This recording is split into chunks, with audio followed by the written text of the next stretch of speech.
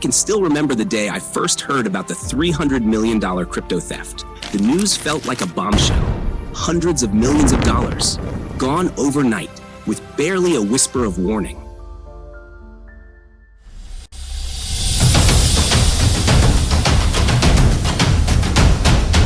It was like a scene from an elaborate Hollywood heist movie. Only this was no work of fiction. It happened in our real, everyday world, and it shook the very foundations of the cryptocurrency market. Today, I want to take you on a deep dive into this extraordinary story, how it happened, who was behind it, and what we can learn to protect ourselves in the future.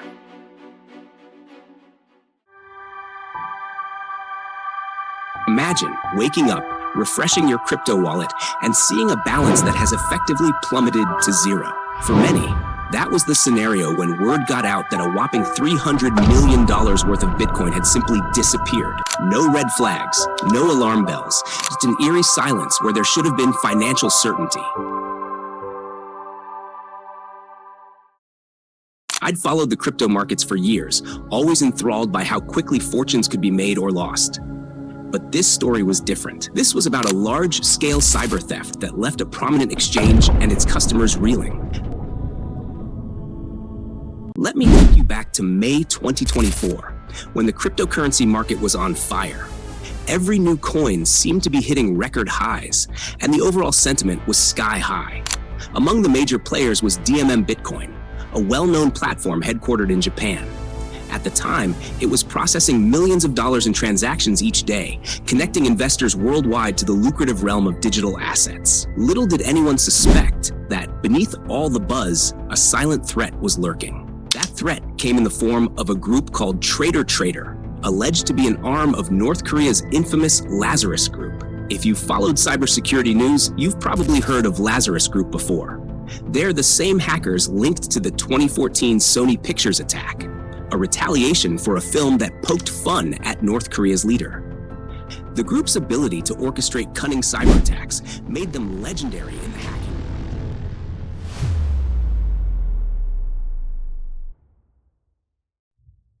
The most terrifying aspect of this theft is how easily it began. Picture a LinkedIn message from a potential recruiter. Harmless, right? Most of us have probably received messages about job opportunities or skill evaluations. Well, that's exactly the tactic the hackers used to gain a foothold. According to reports, an employee at Ginkgo, a company providing wallet services for DMM Bitcoin, got a direct message from someone posing as a recruiter.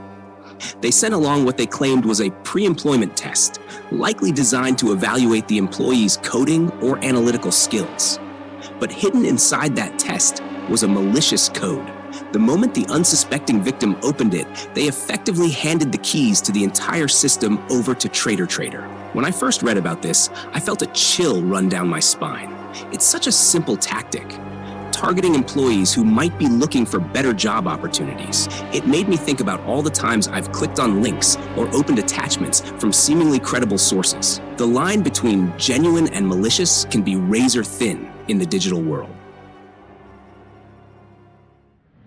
Once TraderTraitor had gained a foothold in Ginkgo's systems, the plan swung into motion at breathtaking speed. In late May, right when everything seemed business as usual at DMM Bitcoin, the hackers manipulated what looked like a perfectly legitimate transaction request. It was a masterstroke of stealth. To everyone else, it seemed like just another day at the office. But behind the scenes, they were siphoning off 4,502.9 Bitcoin, at that time worth over $308 million, into wallets they controlled. I can only imagine the surge of adrenaline the hackers must have felt watching those funds move in real time. Yet for the folks at DMM Bitcoin and Ginkgo, it was a catastrophic blindside. It wasn't until the dust settled that they realized just how devastating the breach was. When news of the theft broke, it was chaos. DMM Bitcoin had to abruptly halt its services, freezing transactions to prevent any further loss. Panic rippled through their user base, people who had invested hard-earned money, or perhaps even life savings, into the platform. Imagine checking your balance one moment, only to discover your funds are stuck or, worse, gone the next. I remember reading about individuals who had significant amounts of Bitcoin on the exchange at the time. Their stories ranged from heartbreak to outrage. How, they asked, could something so monumental happen with virtually no warning? Governments and law enforcement agencies wasted no time jumping into the fray. The FBI in the United States and Japan's National Police Agency both released statements linking the theft to North Korean cyber actors. They vowed to hunt these hackers down and put an end to these brazen attacks that, according to various intelligence sources, are used to fund North Korea's regime and, potentially, its weapons programs. As the investigation unfolded, cybersecurity experts started piecing together the puzzle. The approach used by TraderTraitor and Lazarus Group was terrifyingly effective. First, they identify a lucrative target, a crypto exchange with significant holdings. Then, they look for potential weak points, often employees with access to critical systems. Through social engineering, phishing, or malicious files, they embed themselves into those systems like a virus. Once inside, they lie in wait, gathering information, monitoring transaction flows, and figuring out the best moment to strike. When the timing is perfect, they funnel the cryptocurrency into a series of controlled wallets. By splitting the transactions, using numerous addresses, and employing sophisticated mixing services, they cover their tracks so thoroughly that tracing the funds becomes a Herculean task. It's important to note that blockchain itself can be quite secure. However, the infrastructure surrounding it, exchanges, third-party wallet providers, and even personal devices can be vulnerable. That's precisely where hackers focus their efforts. The ripple effect of this particular theft went far beyond just DMM Bitcoin and Ginkgo. It cast a harsh spotlight on the entire cryptocurrency ecosystem, forcing many platforms to reassess their security protocols. The mere thought that a major exchange could lose so much, so fast, was deeply unsettling for investors. It underscored a reality we don't always want to face. The digital frontier might be exciting and full of opportunity, but it's also dangerously easy to exploit if we let our guard down. Government agencies, regulatory bodies, and private cybersecurity firms rallied together, issuing new guidelines and warnings. They urged crypto companies to adopt stricter internal controls, to prioritize employee training on social engineering tactics, and to enforce multi-factor authentication for every critical system access point. Beyond the headlines and official statements, there's a very real human side to this story. Everyday folks who'd placed their trust in DMM Bitcoin woke up to find their assets in limbo. I read about small business owners, retirees, and part-time traders who suffered significant losses, not just financially, but emotionally. The sense of betrayal was palpable. For the employees of DMM Bitcoin and Ginkgo, many of whom had no direct involvement in any wrongdoing, it was a professional and personal nightmare.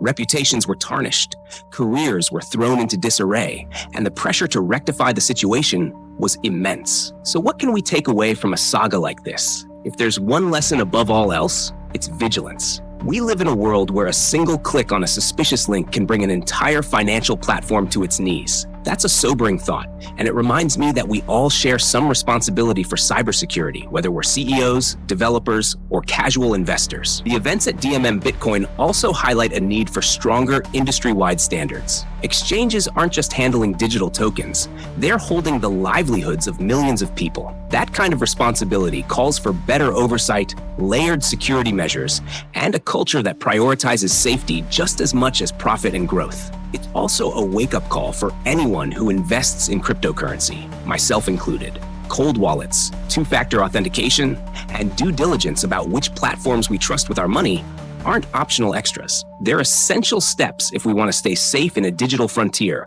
where adversaries can strike from halfway around the globe. It's been said that the greatest trick the devil ever pulled was convincing the world he didn't exist. In the realm of crypto theft, that devil is silent yet cunning. Lazarus Group and their counterparts might not make headlines every day, but they're out there, refining their techniques and hunting for their next big score. Hearing the story of the $300 million crypto theft still gives me chills, not just because of the sheer scale, but because it reveals how fragile our digital world can be. It's equal parts thrilling and terrifying, a reminder that as technology advances, so do the criminals lurking in its shadow. Let's not end on a note of despair. These incidents push us to be smarter, more secure, and more cooperative across borders.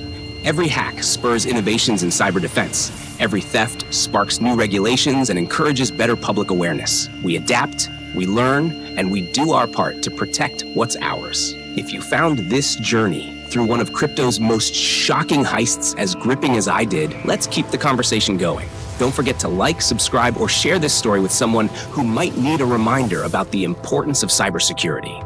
Because in the end, awareness is our best weapon against the invisible threats of the digital age. Stay safe out there, and thanks for joining me on this deep dive into the wild world of crypto.